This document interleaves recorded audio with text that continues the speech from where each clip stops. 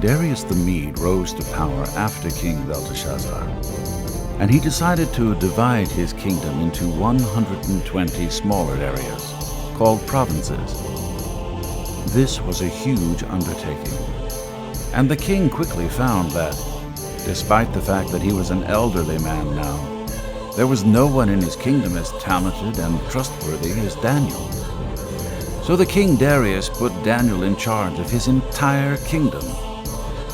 Being in control of so much of the kingdom made the other administrators jealous, and they began to look for a way to get rid of Daniel.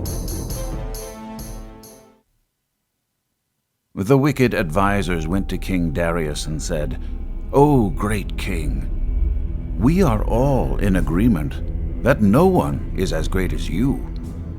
Because of this, we advise that you make a law that any person who prays to anyone other than you should be thrown into the lion's den."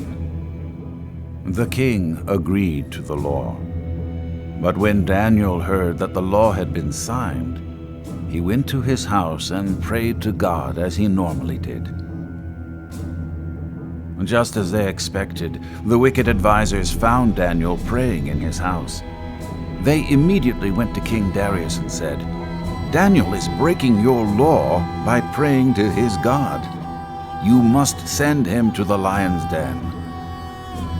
The king was heartbroken, and he spent the whole day looking for a way to save Daniel. But the law couldn't be broken. The king gave orders to have Daniel captured and thrown to the lions. The king told Daniel, "May your God save you." After Daniel was thrown into the lion's den, a stone was brought and placed over the mouth of the den. King Darius sealed the stone with his own royal seal and the seals of his nobles, so that no one could rescue Daniel. Then the king returned to his palace and spent the night fasting. He refused his usual entertainment and couldn't sleep at all that night. Very early the next morning, King Darius hurried out to the lion's den and called out, "Daniel, servant of the living God, did your God rescue you from the lions?" Much to the king's surprise, Daniel answered, "Long live the king! My God sent his angel to shut the lions' mouths so that they would not hurt me." The king was overjoyed, and he ordered that Daniel be lifted from the den. Not a scratch was found on him. Then the king gave orders to arrest the evil advisors who had plotted against Daniel.